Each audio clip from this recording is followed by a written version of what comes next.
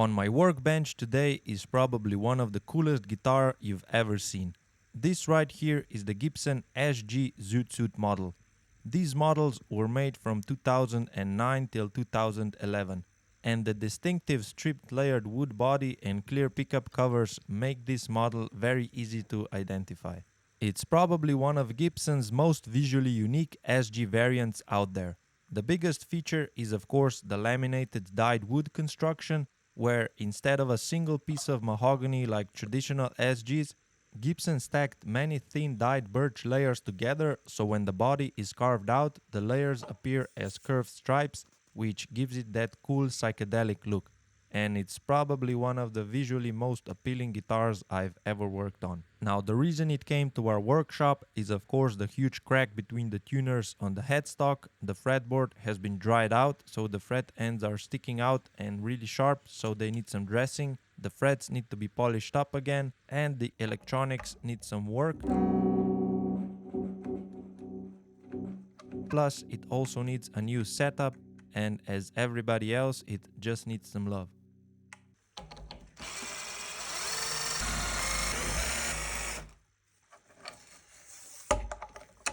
Now, with every type of glue-up job or crack repair, it's really important that you remove all of the moving parts of the guitar before you start doing the job.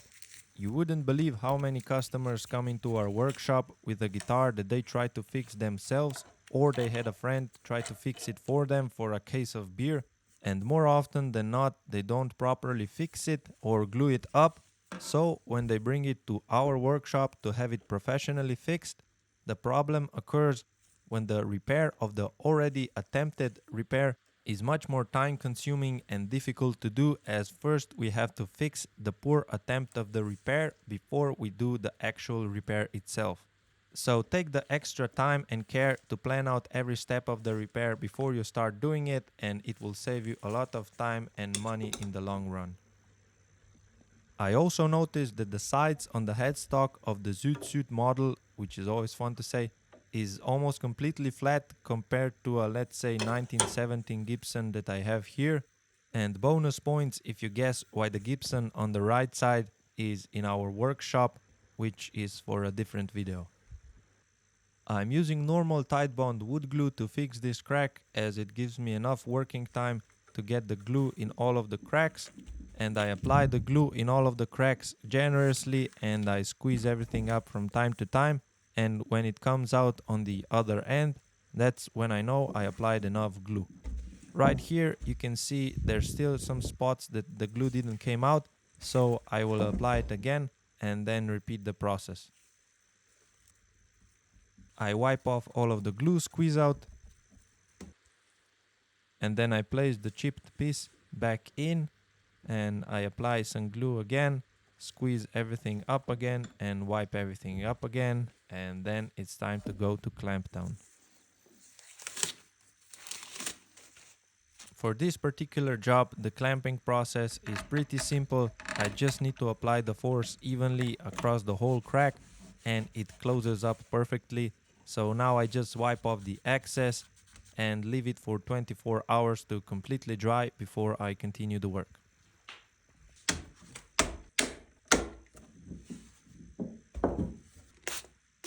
The day after I glue something up is always the fun part of these types of repairs, as I like to see how perfectly I did the repair, and in this case I think it came out perfectly.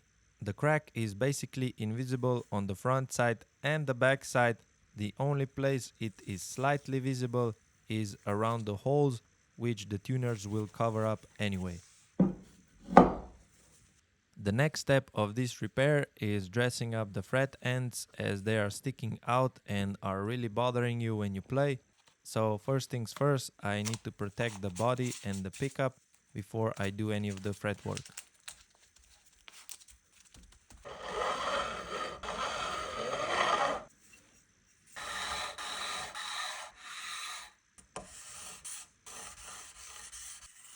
It only took a few passes with the rough file and then a few light passes with the sanding blocks to take off the material that was sticking out. All of the fret ends are now really sharp, so now I need to round them out.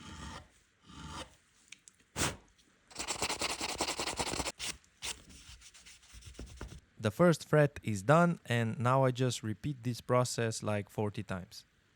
I also noticed that the fretboard chipped out under one of the frets, which can get really nasty if your finger gets stuck on the sharp edge, so I just apply some CA glue, some ebony dust to fill it in, and then sand everything down.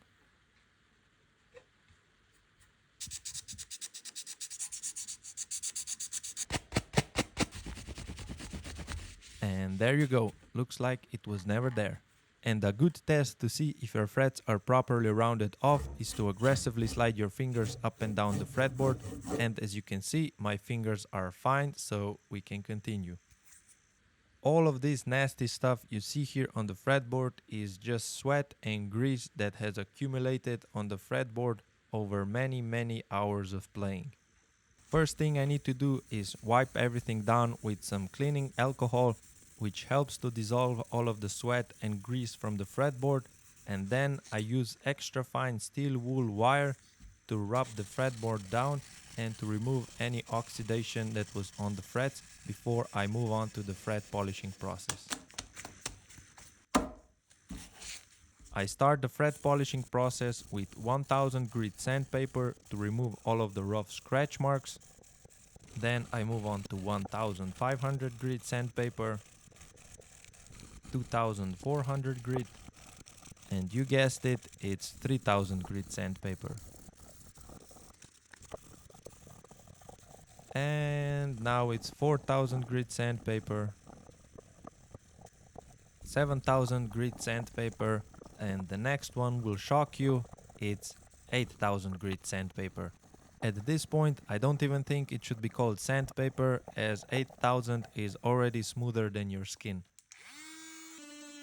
Using some polishing compound and the buffing wheel really gives the frets that extra shine and mirror-like finish to make them look like new. Before I apply a coat of oil on the fretboard, I like to wipe everything down with alcohol again.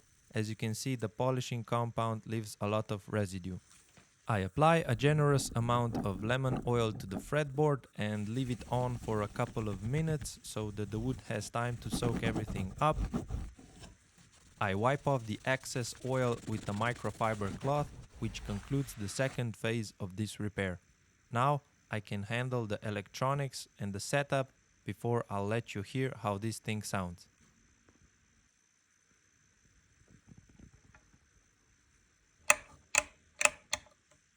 The customer wanted to replace the old 3-way mini switch which is currently on the guitar, and it's not original, with the standard one with the red cap, which is the original one that was on the guitar when it was made.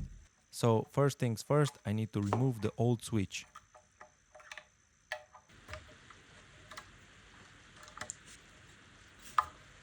Then I apply some solder to the already existing connecting wires and the connections on the switch itself, so that I get a better heat transfer and stronger joints when I solder everything back together. Plus, if you don't apply solder on the connections beforehand, the solder can just sit there like a blob and it can actually break off over time. So always do that first before you connect the wires to the connections.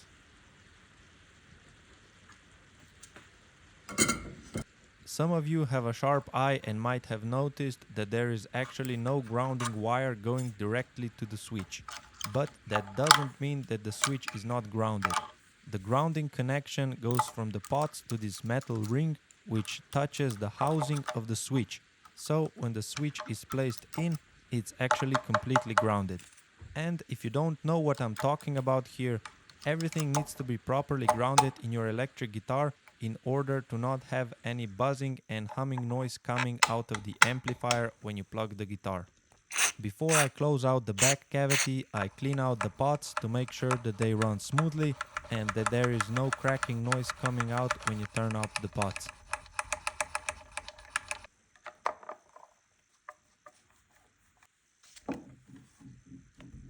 Some of the screw holes for the tuners have glue residue inside them, so I need to re-drill them in order to make sure that the screws go in as smoothly as possible.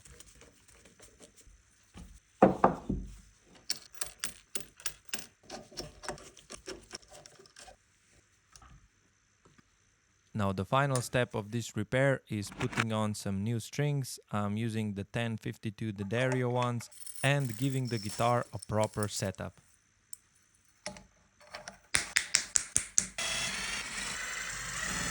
The first thing I like to do when I set up a guitar is set the correct intonation point on the bridge, which gives me a good starting point for the rest of the steps, and then at the end I will come back and fine tune the intonation.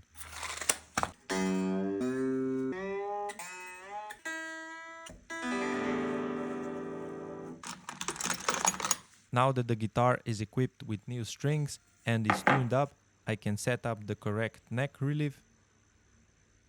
The new strings are a gauge thicker than the last ones, which means that some of the nut slots need to be recut and reshaped to fit to the thickness of the new strings, so I'm going to lower them and readjust them.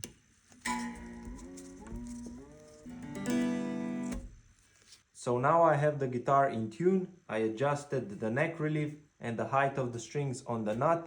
Now I can fine tune the intonation point and set up the overall string height, and the customer request was to have 1.6 millimeters on the bass side and 1.3 millimeters on the treble side, so I'm gonna do that.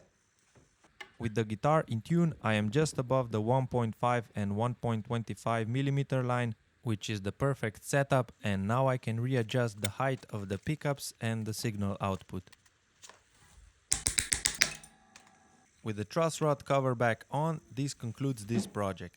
Here are some aftershots of this whole repair. I really think this is probably one of the coolest guitars I've ever had the pleasure of working on, so I wanted to document this whole process and show it to you.